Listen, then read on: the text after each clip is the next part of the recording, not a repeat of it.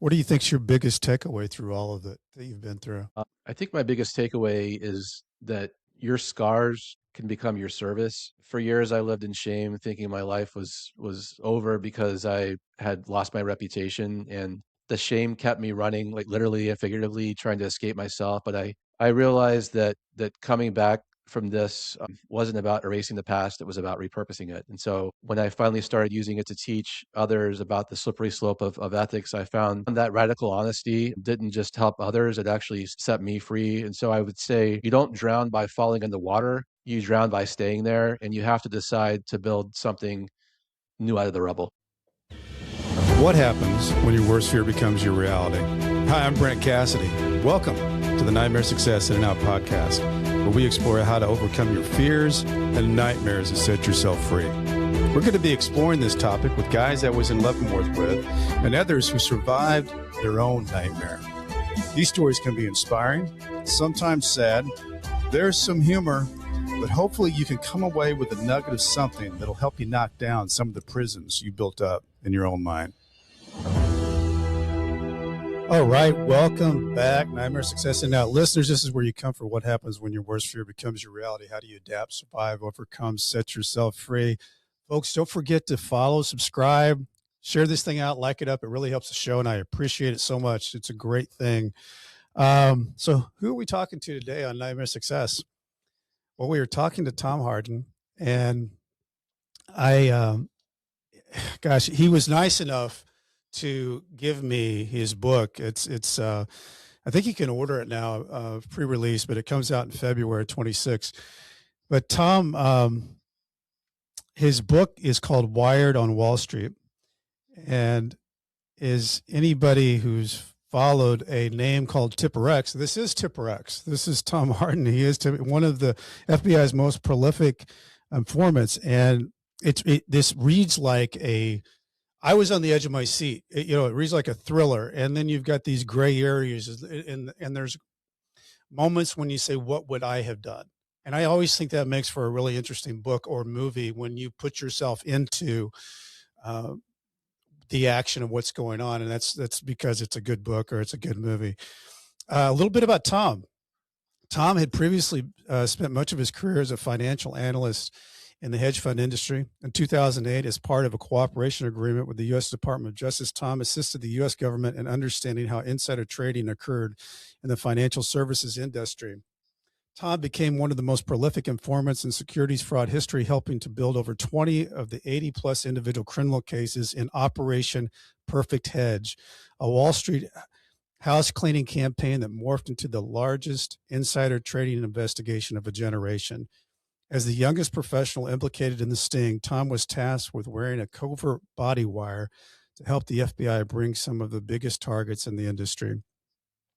After resolving his case in 2015, Tom was invited by the FBI NYC to speak to their rookie agent class in 2016 that helped really launch his speaking career, and is now a global corporate trainer, speaker, and board advisor on misconduct risk, behavioral ethics, and compliance issues from his former frontline perspective. And I can't wait to jump into all this because I kind of feel like I know Tom after reading his book and getting his chapter summaries. But before we do, I want to recognize our show sponsor, Autoplaza Direct, who likes spending a couple of weekends walking car lots looking for a car. Then you spend 4 or 5 hours in the dealership to buy a car. It's kind of like a root canal appointment. Well, there's a better way to take away all that pain and hassle getting a car. It's called Autoplaza Direct. They're your personal car concierge. Just tell them the car you want, what you can pay, and they'll go find that car for you. Negotiate your best price. They also offer you warranties and financing. It's all full service. Go to autoplazadirect.com to get started with your personal car concierge, the new hassle-free way, the car buying experience you deserve. Autoplaza Direct. Tell them Brent from Nightmare Success sent you. Folks, I want to share with you a powerful and moving new book you won't want to miss. My Name is Saffron, Voices, Silenced, Stifled, and Taken Away by author Saffron Gustafson. This isn't just a story. It's a journey through resilience, survival, and reclaiming your voice after being silenced for far too long. Saffron's story takes you inside the hidden struggles, the pain, and ultimately the triumph of refusing to be defined by circumstances. As Saffron was putting the finishing touches on her book, the prison she had just been released from, Federal Dublin FCI, was permanently closed because of sexual abuse of the women prisoners. If you've ever wondered what it takes to rise from the darkness of places, to find your truth, and to speak it boldly, This book will inspire you. Pick up your copy of My Name is Saffron today, available now on Amazon or wherever books are sold. Trust me, you'll be moved, challenged, and changed by her story. Hello, Tom. How are you? Brent, it's a pleasure to be with you here. Well, like I said, I feel like we follow each other on social media, but we kind of danced around this thing for a long time, and I really wanted to have you on the show for a long time, and it just so happened that you've got this book that's coming out, and things have slowed down for you because I think speaking kind of slows down, kind of after Thanksgiving. So I appreciate you making time to be on the show. Yeah, no, it's great to be here. Wiley Publishing, I'm sure we'll talk about it, reached out last year about writing a book, so that was my focus this year, and got it all together and submitted it, and it'll be out in February. So looking forward to getting it out in the world. Well, I love the name of the book, Wired on Wall Street, because you know, we'll get into all this, but that kind of stuff is stuff that people just don't know about. I mean, wearing a wire, Yeah. and you've got a story in there that we'll get into where this guy takes you over to his house, and you're supposed to get a swing, you got a wire on. But anyway, um, Okay. Tom, you grew up just like in a suburb outside of Atlanta. What? Tell us a little bit about what Tom Harding was doing growing up as a kid. Yeah, I was normal family. So the 80s and 90s, I graduated high school in 1995. My father was a Coca-Cola man his whole career, uh, experiencing the grueling commute around there in Atlanta around that time. My mother had a childcare business at our home, watching the neighborhood kids, and so they were just real models of hard work.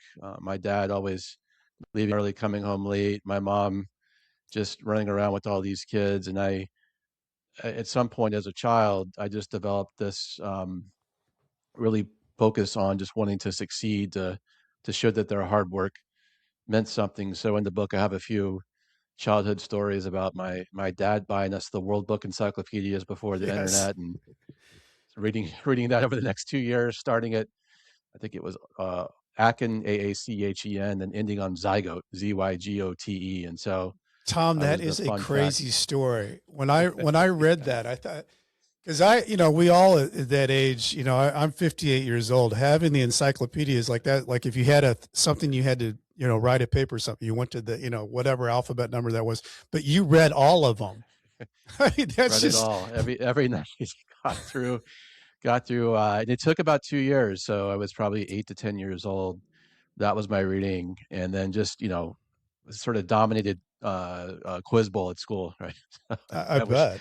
I wish I could do that now, but it's memory fades. But yeah, that was a big task I wanted to take down, and then become a soccer referee. I wanted to work, make some money, didn't want to mow lawns, and then it got to the point in high school where I kind of figured out business was the way I wanted to go, kind of by process of elimination. Didn't really like science or the arts, and then figured out, okay, what's the top business school to apply to for undergraduate? And my high school guidance counselor told me that the school I was looking at, the Wharton School at Penn, was only an MBA school. My dad and I didn't take that advice, and we drove to the public library to find the U.S. News and World Report rankings, and then found uh, found the Penn there as the top undergraduate school. So applied early, got deferred, and then I always joke in the '90s they probably had a quote for people from Georgia to let them in. So I was letting off the deferral list and got to UPenn.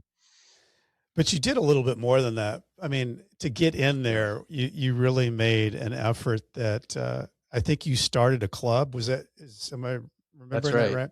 That's right. That's right. So I applied early, got deferred, which lowered my chances to about 5% of getting in.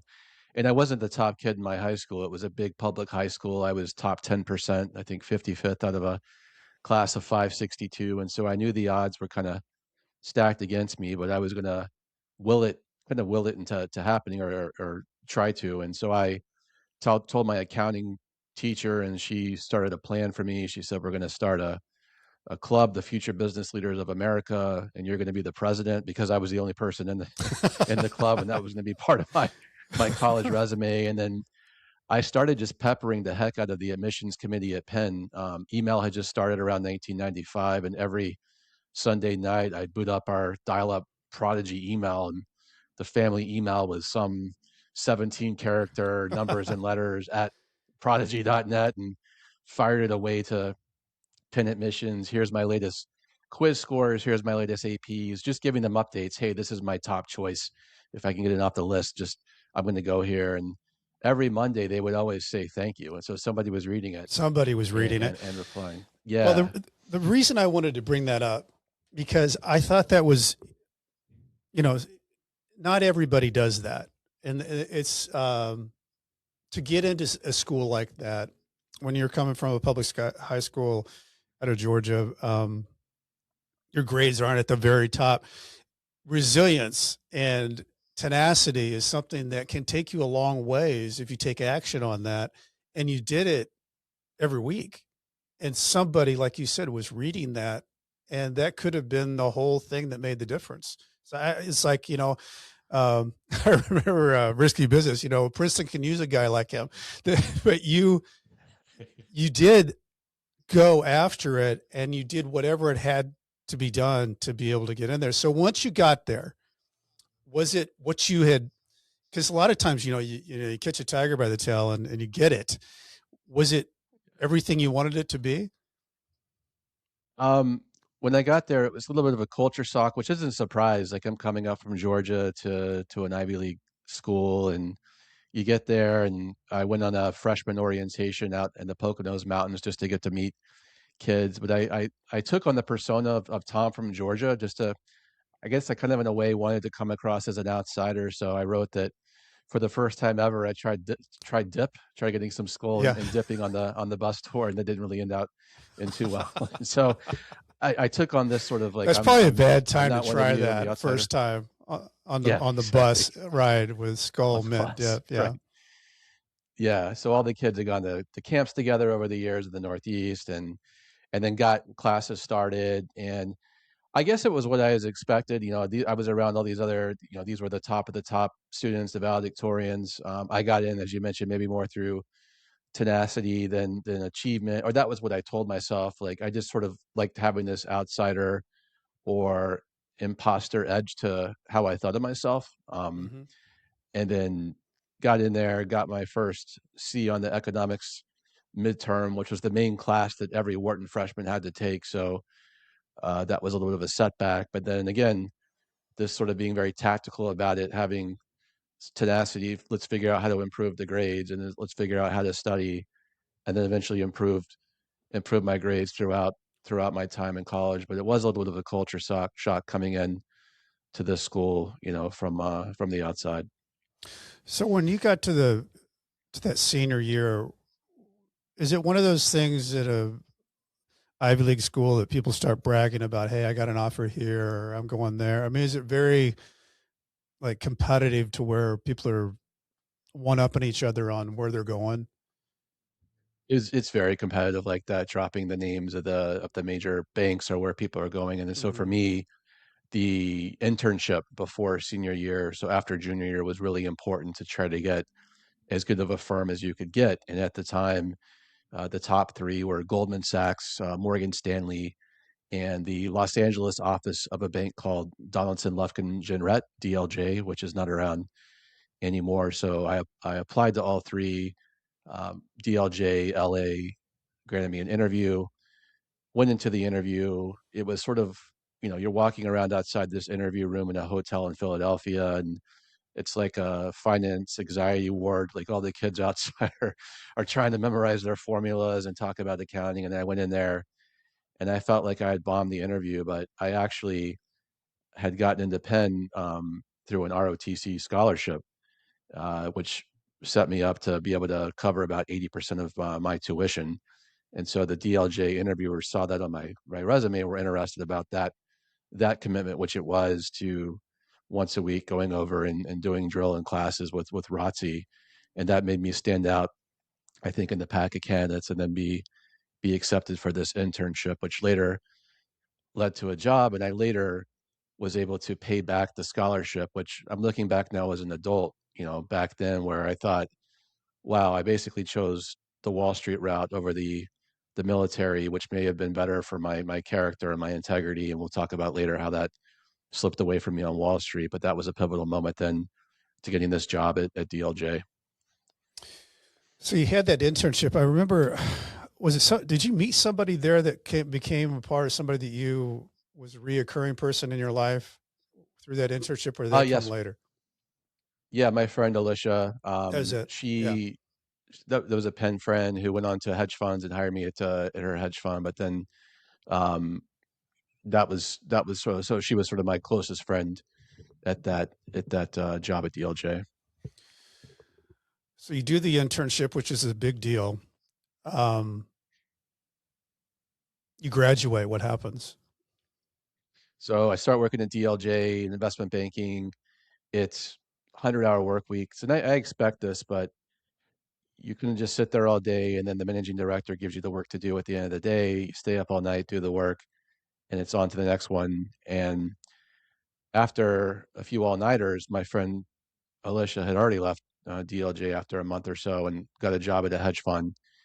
And she calls and says, "Hey, where my hedge fund is looking to hire other tech stock analysts. Would you be interested?" And it was something I thought would be in my future, but after a few years of investment banking, if people aren't familiar, usually you do like 2 or 3 years at these investment banks, and that's kind of your finance boot camp, and then you're set up to get a really good job after that. But I was looking to short circuit that and went and interviewed in this hedge fund in Greenwich, Connecticut. So I remember leaving Los Angeles, seeing Santa in shorts, and then flying into Westchester County Airport in December under so much snow. There was a snowstorm that year.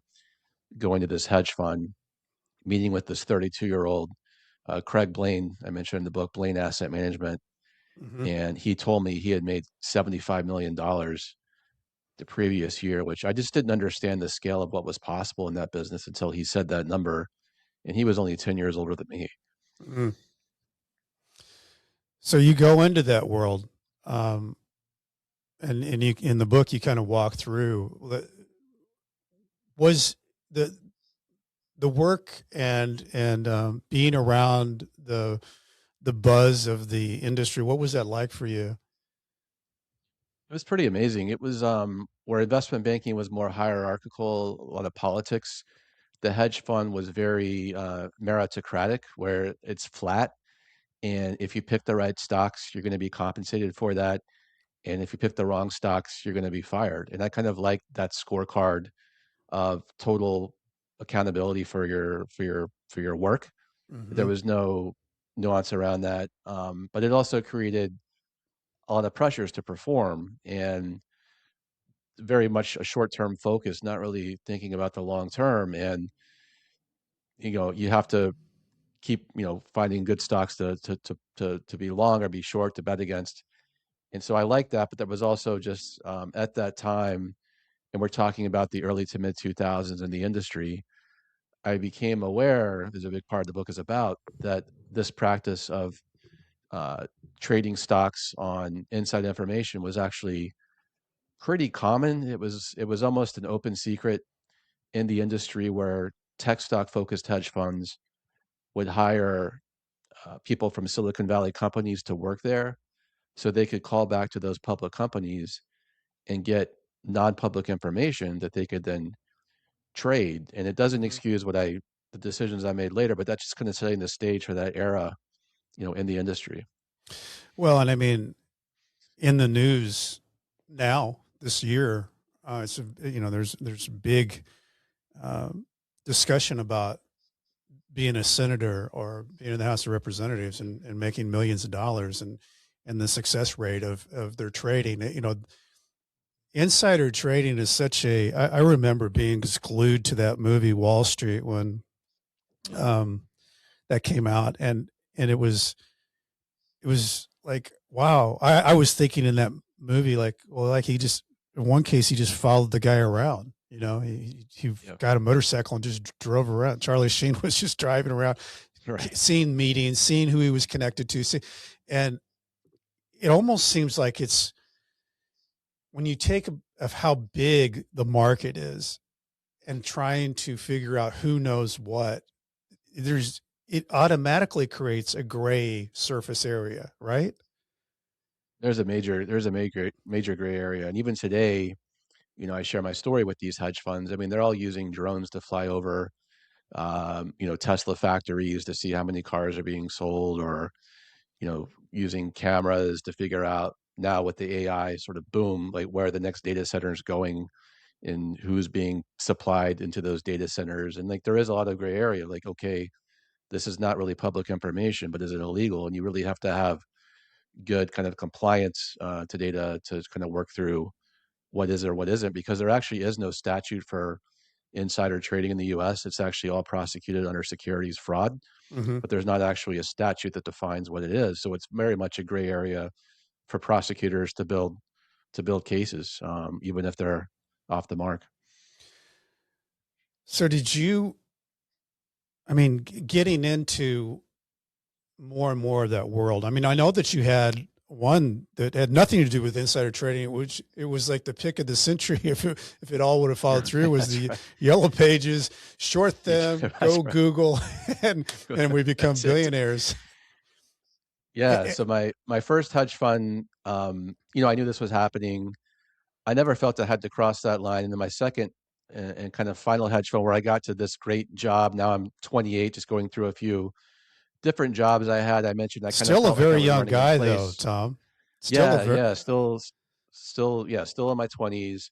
The first hedge fund closed down, went to another few other jobs. I remember just thinking, wow, I'm kind of on this treadmill now. Is it going anywhere? And then got a call from Evan Murphy in the book, who was sort of a mentor, and he said, "Hey, I'm being seeded by a legend in this business. His name is Julian Robertson, who has since passed, but at the time he ran Tiger Management and was now giving startup capital to new hedge fund managers. So at 28, I became a junior partner at this fund, and we started off with a 3 to 5 year horizon. So you mentioned I love tech stocks because there was always new people coming in that you could own the stocks, and then incumbent businesses that were gonna, I called them in the book, like melting ice cube businesses. Like you just knew hmm every year they were gonna melt.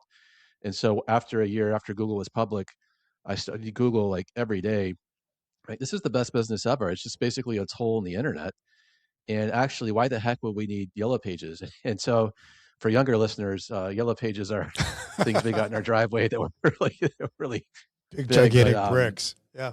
yeah, exactly. And there was still at the time around the world about $30 billion of market capitalization within 7 or 8 companies, and that would have been my career trade. If I didn't go later with the insider trading, it would have just been own Google, and anybody can pull up the stock price the last 20 years and short the yellow pages, and those all went to zero. And that's really all you need.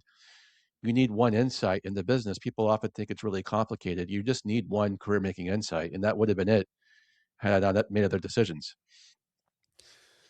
So how does it start progressing for you? Because I mean, you're seeing people around; they're doing well. I remember you Mhm. talk about going to one of your people that you know well, that he's living in this gigantic mansion. Um, what does it start to feel like for you? I mean, I know you make an analogy of people driving 85 miles an hour, and what would happen if I just drove like 72 miles an hour, or 73 miles an hour, just a few more hours over the speed limit than really going fast. And I, Yeah. I think that's a great analogy because one of the things that I could feel in your book was this creeping towards this feeling of I can rationalize this because it's not that bad. Everybody else is doing so much more. If I just do a little bit of it, then I can keep this going and keep that going and actually maybe hit a home run over here. But what what was going through your mind at that time? Yeah. And we were, still playing by the rules with these Google Yellow Page ideas. But we also knew, again, that funds were buying new positions in stocks. We could see it in their regulatory filings, and then those stocks were acquired within weeks. And so we suspected they had information. This is going on. The one pivotal moment is in my second and final hedge fund. We lost money in the first quarter, and my boss came in and said, "All right, enough with these 3 year ideas, Tom. We have to start looking for shorter term opportunities to make money every month, or we may not survive." And so the goal in the business went from 3 years to make money every month, and now I didn't ask him any clarifying questions. Are we going to stay within the ethical and legal guardrails, or are we going to do, quote, as you said, what everybody else is doing? And then a few months later, I got a tip from a woman named Rumi Khan who had this $10 million mansion in California, and she had worked for the most famous guy in these cases, Roger Rotnam, who was later charged. And she said, Tom, you've made me a lot of money over the last few years. I would always give her my kind of stock pick of the year. And she said, I have something for you, but you can't tell anybody. And it was a blatant stock tip where she knew that a company was going to be acquired in a few weeks. Like, here's the date, here's the price, here's the private equity firm. So it's a little bit analogous. You mentioned the movie Wall Street, where it's sort of blue horseshoe, likes Yeah. this stock to be acquired in a few weeks. And at that moment, I'm like, this sounds like a very specific tip. It sounds illegal. So I didn't trade it that day, but later that day, I'm talking to a friend outside my firm. He's down that month. We're talking. He said, are you hearing anything out there? And I said, hey, if you want to trade this, go ahead and do it. And I told him everything, like, here's the company chronos, here's the date, here's the price. Now, just right there, I've actually violated the insider trading laws, at least in terms of the SEC's eyes, because I tipped it and I haven't even traded yet. Mm-hmm. Now he has it. He tells his whole firm. Every day I see the stock going up a little bit. And he told me how much he bought. He's going to make millions if this plays out like she says. She has her entire E-Trade account in the stock for this event. And then I'm thinking, another week goes by, and so the stock's tipping up, and I'm starting to feel a little bit of FOMO. And the rationalizations where, okay, these guys are doing it, and in that fraud triangle with the that we talk about, there's sort of the need to cross a line. Maybe we had the short-term performance need. There's the rationalizations which are starting, and for me, there was also that opportunity where I could buy a stock in our portfolio and not have to talk to my boss as long as it was a small position, less than 1% of our assets. Mm-hmm. And I remember calculating and buying a very small position, like 0.9% position in Kronos. And I told myself, these guys are going to make millions. If this trade plays out, my fund will make a couple 100,000. I didn't even think about personally what I would make, because it wasn't even about me making money personally. It was like, I'm helping the fund out. My boss wants short-term performance. If this happens, it's going to help us out this month. And I thought, I'm actually, going to just do this one time. And I still thought of myself as a good person because, hey, I'm not buying millions of shares. I'm just buying a small amount. So that rationalization, the self-talk is very easy to kind of Mm-hmm. to get myself to cross that line. Yeah, and I can't remember if it was part of what you were talking about, or probably was. It's like getting the answers to the test, and Right. and you find out that most everybody in your class has the answers to the test. Yeah, Do that's right. you choose to take the answers to the test, or do you want to just take it cold and knowing that 80% of the class is going to do really well, and you're the sucker who tried to play it by the rules, or it's not so bad because it's the teacher's fault for allowing these answers to be out here and be found by everybody. And the crazy thing about that whole thing, that analogy, is in a lot of colleges, when I was going to school in the 80s, there were a lot of teachers that were just real lazy on, like, they'd have an astronomy class or something, and the every fraternity had those tests. Yeah. So what do you do? And Yeah. that's that whole rationalization thing, but it's in such a much bigger picture. This is real life, real dollars, millions of transactions, millions of dollars. And what do you do? And you Yeah. kind of just And that step into it a little bit. a little bit at a time, and then eventually I make the trade. And like to your point, when I was in college, I would think about my rationalizations. The service Napster came out, so technically you're stealing music if you're using it, and I just download a few songs every week. So it's very easy through life to rationalize or you know cheating or just not feeling like you're hurting anybody. And so Mhm. exactly, I buy the stock a little bit less than these guys. I remember thinking like, this is dropping a penny in the Grand Canyon. Like nobody would ever know I'm doing this. And then Mhm. if my boss Evan has a problem, he's going to say, "What the heck? What's going on with this stock?" And then just long story short, a few weeks later on the newswire, exactly what she says, the stock Kronos has acquired, the stock is up 30%. And I remember thinking, oh my gosh, this is actually not a rumor. Like the woman that called me was always full of rumors and innuendo. And I thought, this actually happened, as she said. My boss, is he going to fire me? Like, what's going to happen? And then he looks at the stock and he says, oh, it's one of those. Just keep me out of it. So he's being willfully blind to Mhm. my trade, but that further fuels my rationalizations because he's my mentor. I'm 28, 29. He's much older and he's fine with this. I'm surprised on the next tip I didn't even buy a bigger position because he was looking the other way. But that couldn't have told me it was okay because he wasn't didn't say anything really. Okay, so you have a thing that happens that really is like a movie where you are Yeah. strapping $15,000 to your body in your pockets and on your chest. And can you walk us through that whole story? Yeah. So there was three more tips that came in this way where she would call, I would make the small trades. And on the third tip, I was like, why is she being so kind to me, giving me free information, right? And so she says, well, these aren't for free. If this is going to continue, her source wants $15,000 for the tip. And she said, could I write this person a check? And I thought, oh my God, I couldn't do that. That's illegal. But I'd rationalized the trade, but I said, oh my God, I can't do that. But let me. Then the moral compass comes into play. But I said, let me Can't do call that. these other guys. Yeah, let me call these other guys who I had tipped and see if I can get maybe cash together. And so I meet my friend Gotham, I mentioned in the book, and he has no problem getting cash together.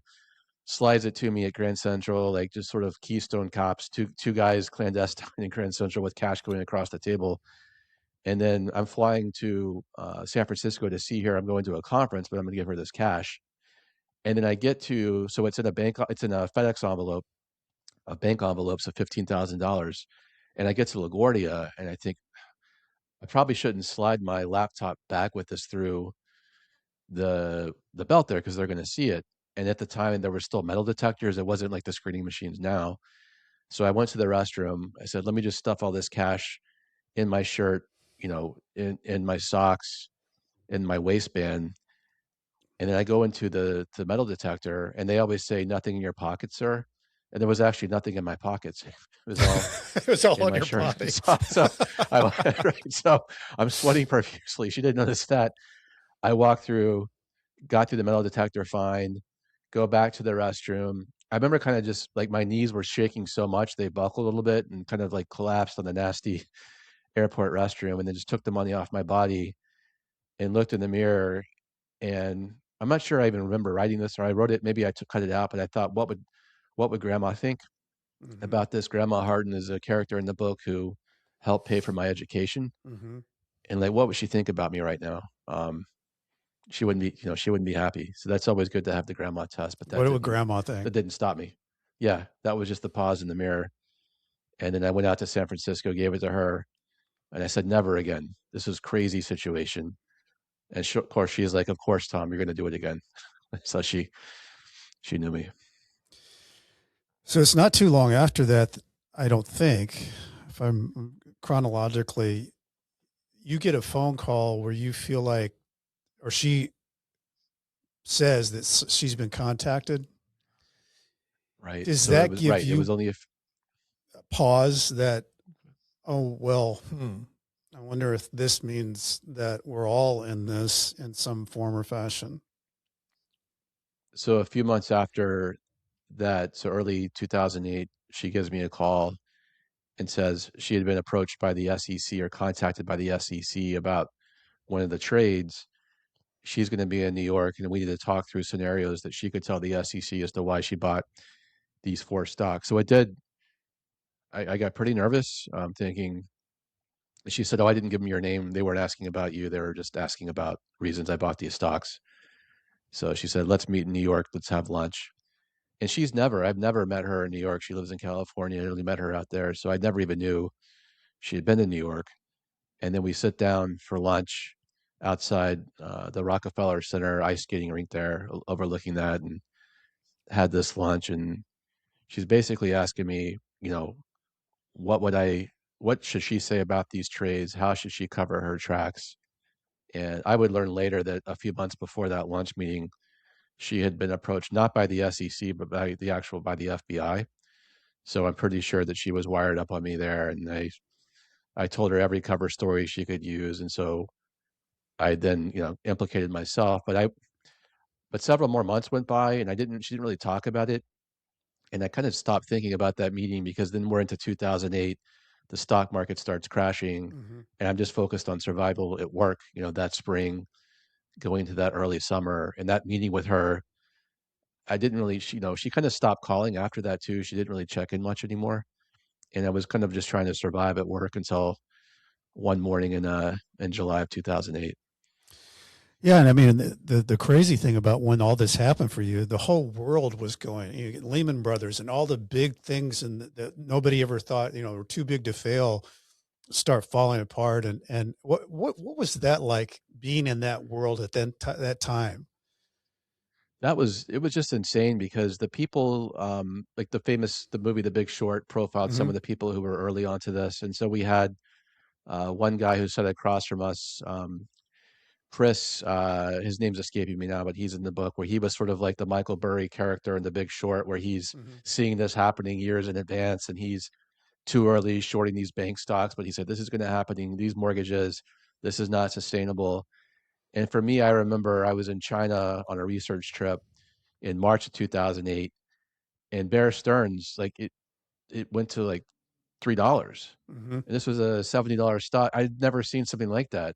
Right. And I called back to Evan and said, we have to really reduce our risk to the market because this is crazy. This is Bear Stearns. These are sort of the cowboys of Wall Street with a great history. Stock's gone. Like that was just seeing something go to zero eventually. I'd never seen this before. Like that was just crazy to be, and that was just the beginning. That was just That early was just the 2008. beginning. And Yeah. in this time you've gotten married. Sue Yeah. is your wife, and uh, when this all kind of starts happening for you, are you a man on an island? Do you sharing this with her, or how does that work in your personal life So up before until you have the before, yeah, event that happens with the dry yeah, cleaning, which we're going to talk about? yeah, yeah. Um, I'm kind of on an island. It's a really good question because I always tell people now, if you're never not sure, just sort of reach out, get some help, like talk these issues out, talk to somebody, get outside your own head because I was making these decisions in isolation. Everybody's doing it. I'm just taking a flyer, a small trade. If I had talked to Sue and like she's very, the moral person in the Hmm. book, just a very good sense of ethics. I think, hey Sue, these other guys are doing it. This woman just called me. I'm thinking about making a trade. Like Sue would have slapped me around. Like, why Yeah. would you ever do that? Like I married you. I know who you are. You're a good guy. That's why I Hmm. married you. You would never do that. I think if we played this back again through history, if I had told her, it may not have ever happened. Like I probably wouldn't have made the trades because I was in my own head the whole time. And Yeah. had I talked to her, she probably could have like put the stop on this before it happened. So she didn't know about the trades. Yeah. Yeah. I was just curious. I think, it's always interesting for guys like us sitting around talking about what if, I would have done this or I would Yeah. have done that. Um, the, because it really is like a fork in the road, true fork in the road. But so you have this normal day that's happening. You go, you drop the cleaning off. I maybe drop the kids off at school. Can't remember, but it's just normal. You're in your routine, and you hear somebody say to you, "Are you Tom?" And you turn around. Yeah. What happens next? So it was July 8th, 2008. So now we're in the middle of a financial crisis, dropping off my dry cleaning, step out, and the guy behind me, somebody on the New York City sidewalk says, "Are you Thomas Covey Hardin?" Like my full name.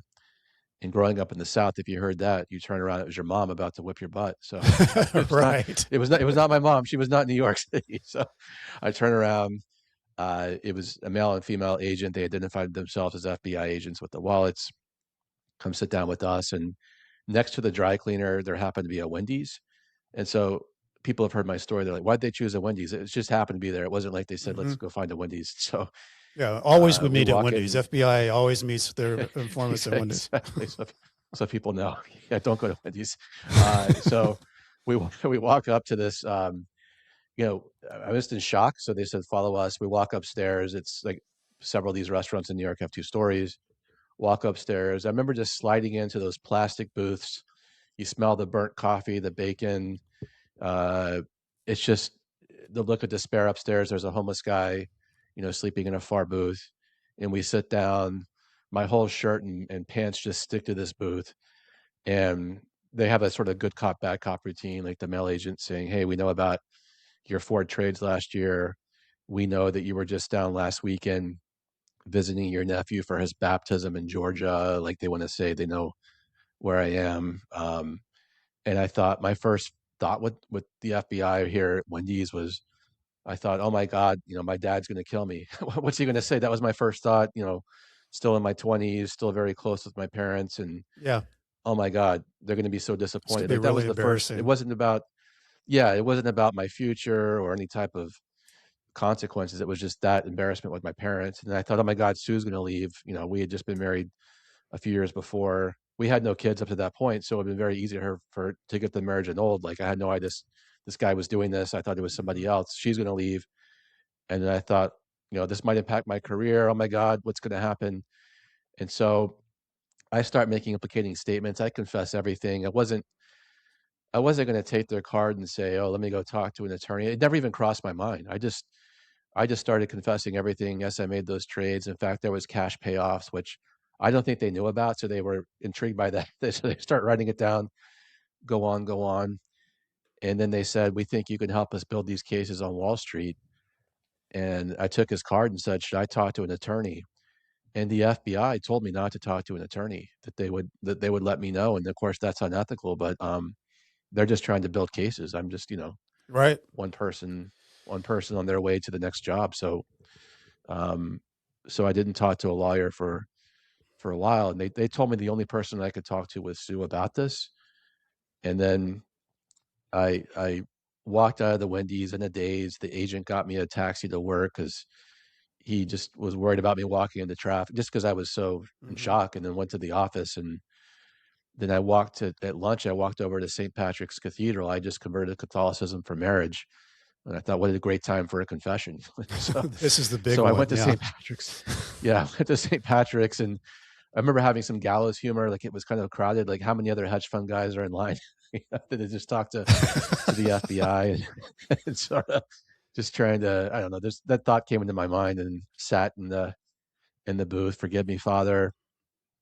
Went through my whole life story, and then finally got to the bad stuff. And he's like, "Wow, it sounds like most of your life you were on the straight and narrow. This part of your life you messed up, but if the FBI is giving you a chance to clean up the industry, you should take that opportunity to do something right." So this wasn't about, I should have talked to a lawyer too, not just a priest. Mhm. And then I called the FBI. I said, "Well, I already violated what you told me. I talked to a priest," and they said, "That's fine. You can talk to a priest." That's fine. But I had to tell Sue at some point, and I waited till Friday after work, and that was a Tuesday morning, and I think I was having panic attacks or bed sweats, or definitely Mhm. bed sweats. It was crazy. Like she knew something was up, but I worked such long hours the next 2 days. I didn't want to see her. And then Friday after work, and she was working at Lehman Brothers, which was crazy at that time. And Mhm. young couple in New York, how was your week? And I said, let me go first. I have to tell you something. You have to sit down for this.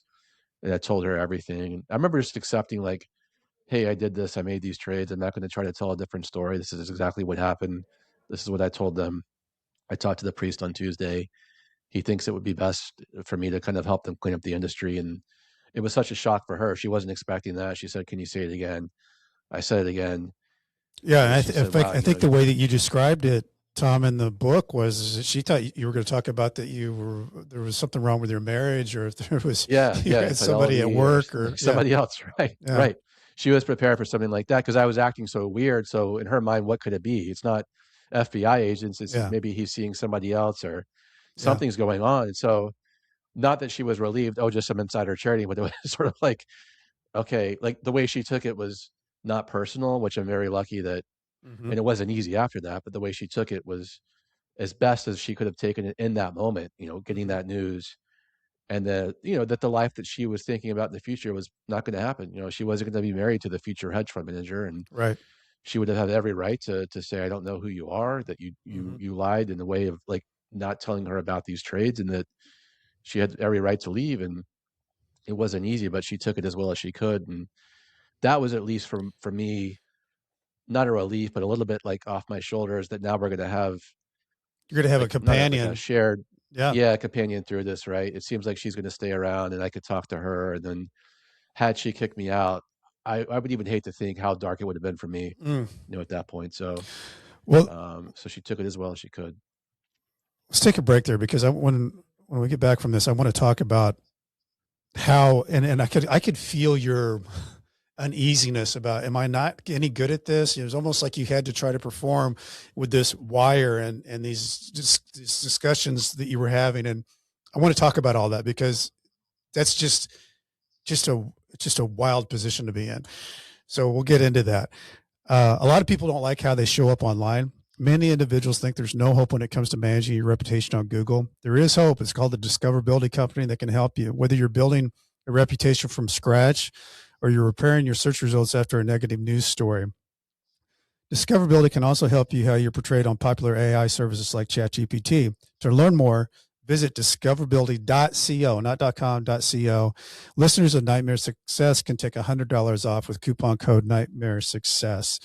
Nightmare Success podcast is sponsored by the White Collar Support Group, the world's first support group devoted to people navigating the white collar criminal justice system. I'm a member of the White Collar Support Group, and I can tell you this is a bunch of people who help each other through the criminal justice journey for free. Whether you're just starting your journey or you've made it through to the other side, this is a great space for you. You can join us on Zoom, Monday, 7 p.m. Eastern Time. For more information, go to prisonist.org. That's prisonist.org. Okay, Tom. So you're diving in the deep end. You have no idea about what it means to be an FBI informant and to wear a wire and to have conversations with people where you have to get information that means something. And I'm assuming, because I was reading the back part of all this after it all happened, when you're going to sentencing, I guess there wasn't any guarantee that, hey, you do a great job for us and you don't get any prison time. It's just, we'll see if you can help us, and hopefully that's good enough. And if it's not, well, we'll deal with that in the end. It was a pretty surreal. Like, I bet with the FBI, and they showed me a small piece of metal, and I thought it was a BlackBerry battery. I was just so naive, and they said, "No, this is a recording device." And for me, as an informant, usually an informant would be in a terrible situation. Would you wear a wire on the person that you tipped in insider trading, which is probably a friend or somebody close? And the person I had tipped had already worn a wire on me, and the woman had worn a wire on me. So I had this open playing field with the FBI. Like, they asked me who are the worst actors in the business, and so the kind of way I rationalized again doing this was, hey, they're giving me a chance to kind of clean things up, and that's the way I thought about it. And but easier said than done. And so they just kind of threw me into a situation where my first meeting was with a Silicon Valley hedge fund manager. We're meeting at a coffee spot. I meet him kind of for the first time face to face. I'm introduced to him through one of his analysts.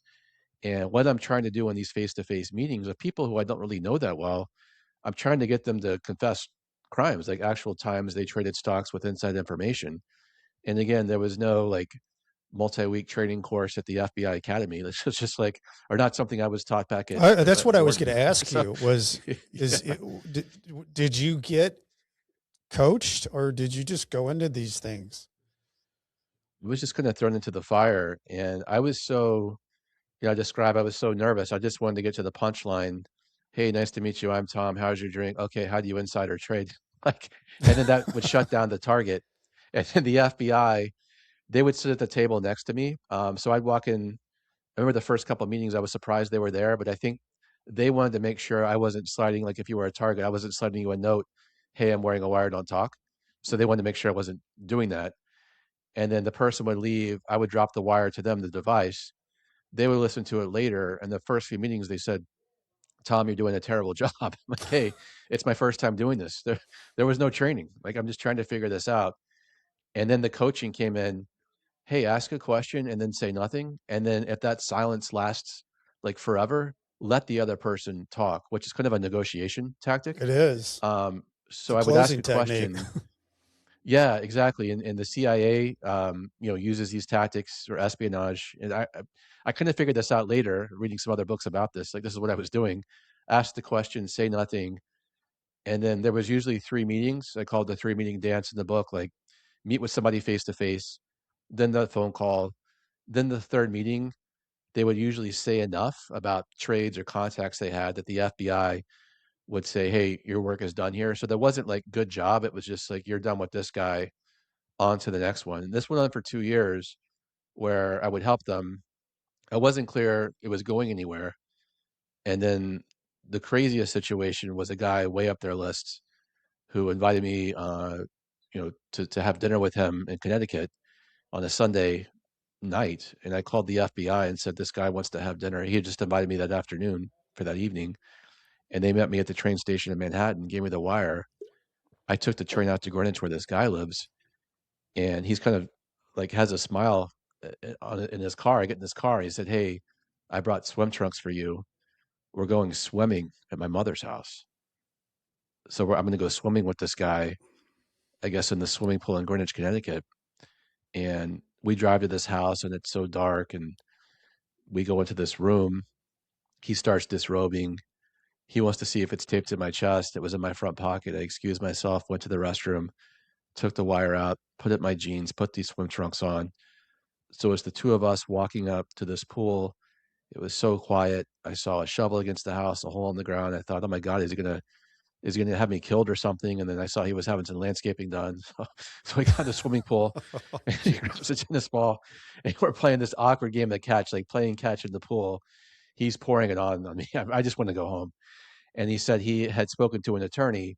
He has to ask me one question and I have to be truthful. I was going to give it up. I was going to tell him everything. I said, Mhm. what's your question? And he said, have you been approached by the SEC? Which I truthfully hadn't. So the SEC is the regulator, the FBI, of Mhm. course, is law enforcement. So I said, no, not the SEC. And then actually, as I was writing the book, there's a term called paltering, where you're trying to help the person with your answer, like get the answer without saying it. So I Mhm. said, no, not the SEC. He didn't catch that. He starts making all the implicating statements. Of course, that wasn't recorded. And this guy was actually one of the worst actors, and he was never charged. And that was the craziest moment where I felt I was actually in danger doing this. And he was actually never charged, in these cases, but that was the scariest moment. So when you go home at night and you and Sue are you guys talking about this? We're talking about it to some extent, but really only if she asks me the questions. And so I'm trying to protect her as much as I can, but she is fearing kind of like our future's unknown. Like what is this wire wearing What's gonna this do lead for to? us? Is it what does this do for us? And I remember thinking I was just trying to stay positive. And so I remember I don't think I told her this, but I thought maybe I'll be a professional like informant for the FBI, or maybe I'll be like the movie Catch Me If You Can, Uh Frank huh. Abagnale, like I'll be an FBI consultant, or maybe they're gonna drop the charges and then you just try to tell yourself stories, stay positive, like this is all gonna work out. And so I had those thoughts going in my head. And then about well over a year into this, the FBI, told me to talk to an attorney, and of course, my attorney's like, "They're not. What are you talking about? They're not going to hire you. What do you think you are? Like you're an informant, and they're not going to drop the charges like just because you're doing this." And so he had some So reality it had been that amount for of me. time that you had never talked to an attorney.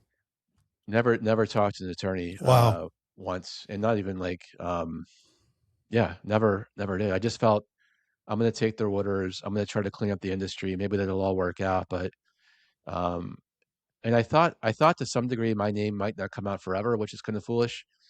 And then the first arrests happened in the fall of 2009, where my wife had just given birth to our first daughter. She's home on maternity leave like 3 days after giving birth. The FBI agent calls me and says, "Turn on CNBC." Mm. And 20 guys are in the perp walks and being walked out by the FBI, where the news cameras just happen to be there when the FBI is there, and all these people I recognize. And in the Wall Street Journal, it says Tipper X is right in the middle of all this. And I didn't know I was Tipper X, and I called the FBI, and they gave me the answer I already knew. They said, "Yeah, that's you." And so I thought, wow, this is crazy. I wasn't sure the wire wearing stuff was leading to anything. They never really told me how it was going Hmm. or the details of their investigation until all these people were arrested in the fall of 2009. What did you feel like when you saw those people that you knew or had been part of that they were being walked out? What does that feel like? Yeah, it was pretty, I had a substantial hand in doing this, but it was pretty gross to see like people being walked out of their apartments. Just that the news cameras just happened to be there, so this was going to be sensationalized by the media. And I also felt to some degree like these are some of the worst, actors in the business, and I was helping them clean up the industry. But I held two opposing thoughts, which is hard to do. Like, I guess I'm helping them clean things up, but also this doesn't seem right to make it such a pomp and circumstance out of this. These are also Mhm. regular people. So Mhm. it was sort of two opposing thoughts. Yeah, because I mean, you were in a sense, you're straddling the fence of Yeah. knowing kind of what that felt like. I mean, you had that world come down on you at Wendy's, and then you're on the other side, um, seeing that event happen, and you're really on the FBI side of making some of this stop. So I was, I think it's really interesting to be in that world because you really were, it was a world divided. You could feel both because you actually were on both sides of the world. So they're divided up. Uh, I know that there was a time, and maybe it was around this time when Sue, when this comes out, and she says something like, "Why did you do this?" And that was seemed like that was the Yeah. first time that it boiled to the top with Sue. That she's like, "Wow, this is big." Yeah. So eventually, Tipper X's identity was not going to stay anonymous. The FBI wanted me to cooperate on two friends who I just felt those are good men. Like I could have had a code like this is a line I'm not going to cross with this. Like I'm going to help you. I'm going to help you with who I think are the worst people, but I'm not going to do this to friends. And then the FBI said, "Fine, we're done with you." And so January 2010, on the front page of the Wall Street Journal, Tipper X is Tom Hardin, and Sue had just gone back to work that week from maternity leave. So on Monday, she's showing pictures of her new baby to her colleagues. A very happy day. And then 2 days later on Wednesday, her husband's name is on the front of the Wall Street Journal, and she had been holding it together. She was very stoic, Mhm. just like let's just focus on what we can control. We can't control a lot, but understandably, she came home from work that day. It's already an emotional period for a new mother to go back to work Sure. with her first baby, Right. and Yeah. then to come home on the bus, long commute. The news cameras had been at my door all day. Like phone calls are going off the hook, and she just comes home and grabs Molly from my arms and just walks into the corner. And she says, "I can't believe you did this to us." And so that was the lowest moment I felt through all this. Like not even like, That was the the rock swimming bottom. pool was crazy or like the Wendy's was crazy, but then seeing how my decisions impacted her and sort of her taking Molly from me and like my actions impacted them, like that was just brutal. Like just as a man, as a father, is trying to figure it out, as a husband, there was pretty much nothing lower than that. And she had held it together so well just until that day when it all became public. Because she was holding it a secret too. She couldn't tell anybody until Right. Of course. this was public. Yeah. So you kind of were in purgatory for a while because all those cases had to go through before they could get to you. Is that kind of how it worked? Because I think like 4 or 5 That's how it years went worked. by. Yeah. Yeah. Yeah. From the FBI's approach on at the Wendy's to sentencing was 7 years. So it was all most of my 30s. Mhm. So, as we all know, it's hard to find work. And my lawyer said, "Hey, you're not going to really probably be hired by anybody. You're going to have to start your own thing." And at that point, Sue was just amazing after that. She said, "Just try to be the best, you're a stay-at-home father at this point. Just be Mhm. the best father you can be. Just focus on that. Again, let's just focus on the controllables. It's not clear you'll ever be able to work again or it was just not clear until I was sentenced if anything would happen. So just focus on yourself." And so I focused on that, being the super stay-at-home dad, getting into cooking. Eventually, I could have had a health scare with just all the stress, and then that Mhm. woke me up to running, and I got really Running into a running to the lot. point where You were running ultra a lot, marathons, yeah, Tom.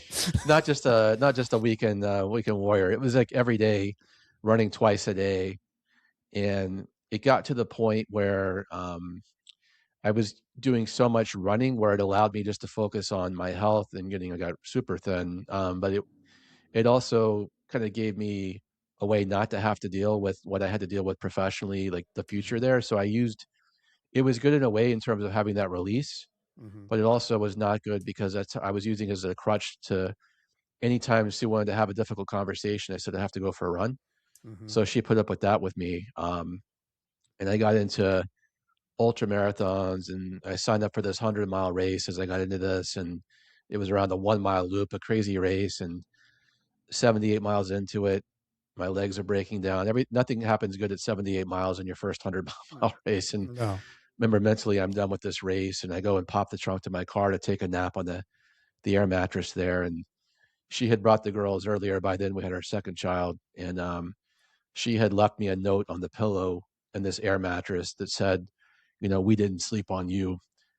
You can't sleep on us. So I turned around, finished the race, and just like I'm still amazed by her resilience and being able to just like like sail through the storms through this the way she did. And like I finished that race and just figured, wow, I think she's gonna stay with me. We It we was had it this was awesome to conversation. see. We probably should hit the record button before um, we Yeah, started the interview. But you and I had this conversation about our wives, and yeah, like you never know what's going to happen. You just don't. Everything so comes at you as a tidal wave, and with Sue being that person now that you could be with and rely on and see that resilience in her. I was talking about Julie with us having the three daughters, and I see her being that role model. I was going through the stuff and probably was very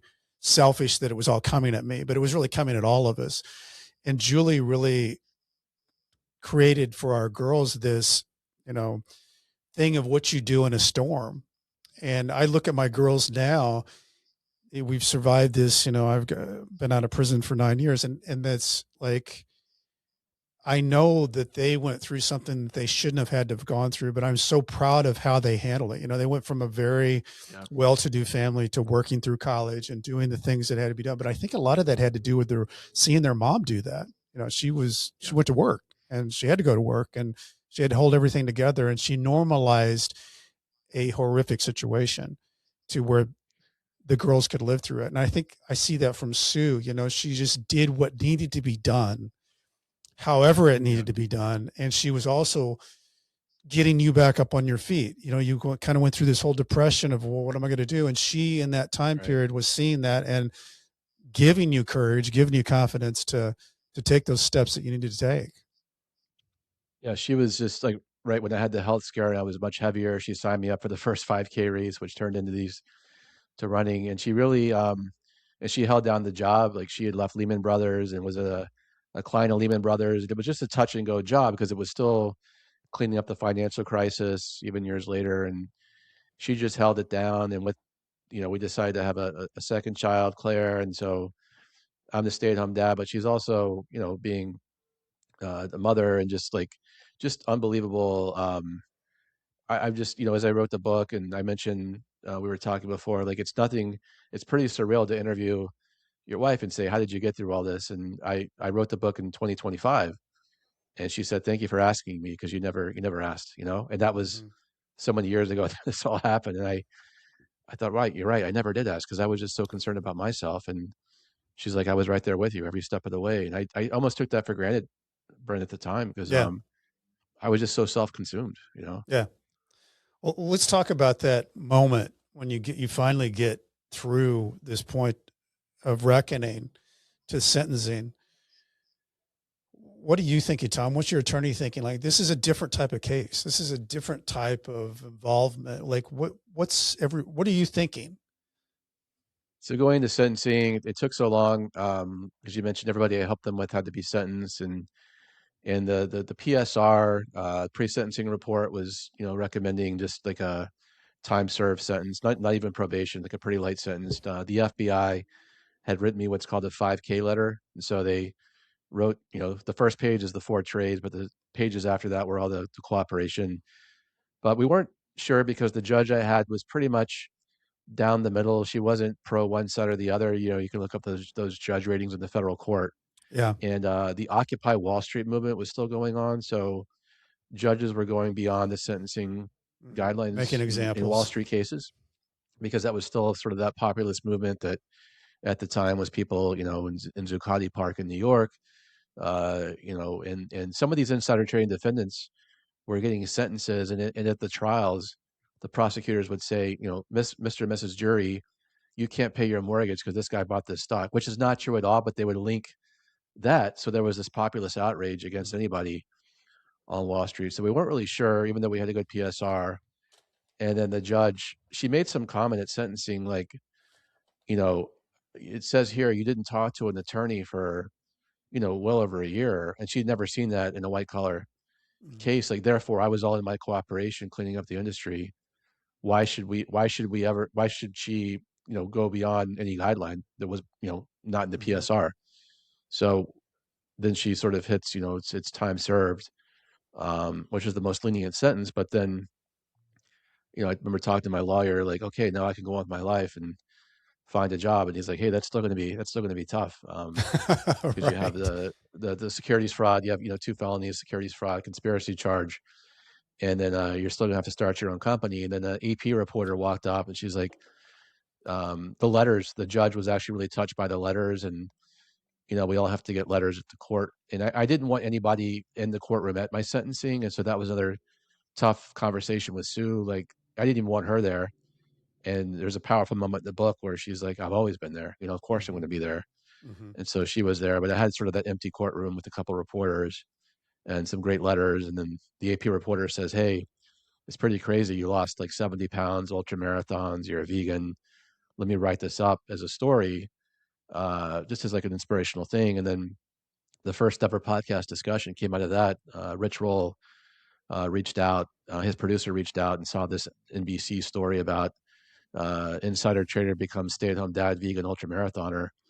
And the most raw version of the story was right after I was sentenced on the Rich Roll podcast, just sharing it. And from that conversation, an FBI agent heard that story that was actually in the securities fraud unit maybe a year later. Mhm. And then he invited me to speak at the FBI. And every time the FBI called me, it was a restricted number. And I got that same restricted number years later. I thought, oh my God. So he was like, what did you do now? I don't know. Like, what did I Right. do? And he said, hey, we arrested 80, we charged 80 people. You were the youngest guy. And, you made personally, I made $46,000 on these trades, which was the lowest by far. Mhm. And I remember thinking, well, thanks for rubbing it in. I was trying not to get caught. That's how I was making small trades. And he said, Right. well, why don't you come talk to the rookie agents here on rotation about what it's like, what they should be thinking about with cooperators and informants and building these cases. And I remember talking at the FBI and saying, hey, don't tell them not to talk to an attorney. That's not the right thing to do. These people are scared out of their minds, like Mhm. play by some code. But just shared this story with the FBI, and they encouraged me to go out and kind of just start a speaking business, which is much easier said than done. Anybody, Oh my gosh, with a it's past it's a whole like ours, it's a it's whole world of having to figure out. Yeah. But you did, yeah, it's Tom. yeah, You did it do it, wasn't and talk to us about that because that's yeah, and you do it well. I mean, if anybody wants to go like and see like just if, I'm pitching you as a speaker now, but if you look at your sizzle reel and those things, uh, you're very authentic and you can feel your stories, and that's what a good speaker does. But tell us a little bit about how you got into that world. Obviously, the FBI gives you the leg up, the hand up, but then how do you get out there? yeah. And this is like easier said than done. Somebody with a past that's not great is going to go talk about it. People are going to be very skeptical. And so I thought, what helped me mentally was actually just volunteering at church, so being of service for others. And so I thought, not that this was a commercial opportunity at first. Let me just be of service for maybe students. So let me just Mhm. cold email a bunch of universities, business schools, law schools, and see if I can talk for no charge, just to like get my reps and Hmm. start doing Get your, this. And yeah. then a few schools responded, and then I cold emailed a bunch of financial firms, conferences. A few responded, and I kind of started to see something come together. Sue had taken a new job at this point, but it was still not clear for me if this would be any commercial path because I wasn't asking for money. I was just like, let me just get the reps in to see if this even resonates before Hmm. I even think about doing this commercially. And at that point, um, Sue had had some rough commutes again, didn't like this new firm. The only second time I saw her cry was this day coming home. I can't do this. And I had made like $3,000 speaking up to that point. I said, hey, you don't have to do this anymore. I've got this. And that was just unclear at the time. She's like, you're crazy. There's no path. There's no clear path for you to be able to support the family doing this. I said, I have to Hmm. figure this out. And I just started getting hired at that point by financial firms to talk to their young people or their whole firms about these rationalizations, what these look like in the industry, what these look like inside their firms. I read a lot of books on behavioral psychology, like why do good people do bad things, and then Hmm. it almost made me feel better, like I'm not the only one. And at that point, I met our group, the white collar support group, in its early days, and started going on the calls and meeting other Hmm.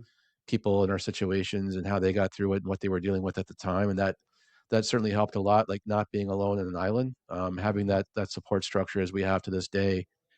And then eventually, word spread. It was just word of mouth talks, and 2017, I did like 80 talks in 4 countries, and I wasn't even marketing it. I didn't. I just felt it kind of looked weird if I'm marketing, talking about my story, and then 8 or 9 years later, now it's been like over 630 talks in 13 countries, and I just can't believe I've been able to find some meaning, in the wreckage, and especially today, anytime I talk to young professionals who are the young Toms or the young potential Toms, when they email me and Hmm. like, I'll never forget this. I see how easy it is to convince yourself and to surround yourself with people of questionable integrity, and how tempting it can be if you have the answers for the test to look at them, right? And Hmm. so it's just not something I expected, but I'm in a good, about as good a place as I can be now in terms of my mental health and everything. Like thinking about this whole journey.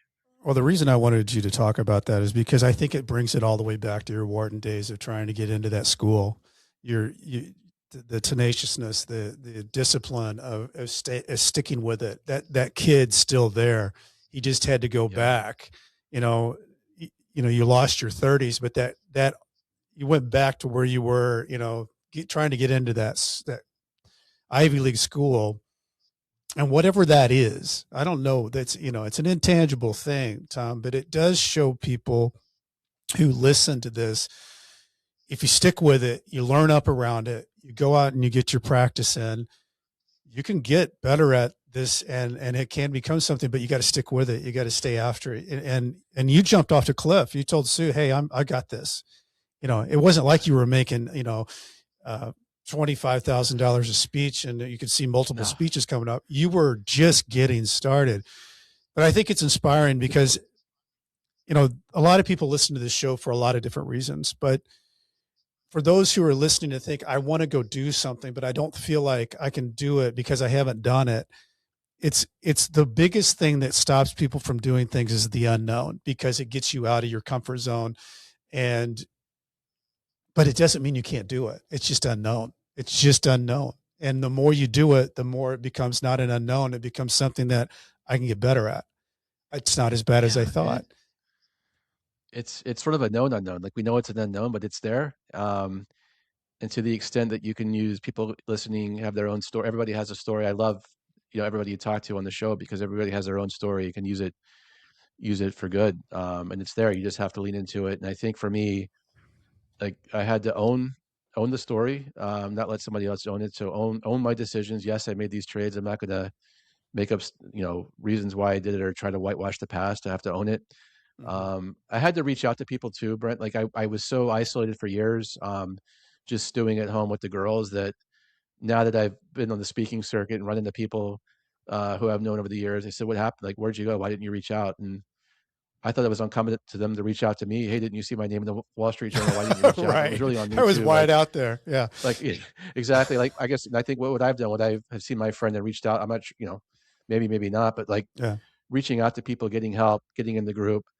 And the hardest part for me, I think, was just forgiving myself. Like, I was dealing with a lot of shame and guilt, um, where we all have to be able to forgive ourselves at some point. And that was probably the hardest thing in terms of just self forgiveness. Like, I had to put the mask on myself before I could help other people Yeah. with the speaking engagements. And Yeah.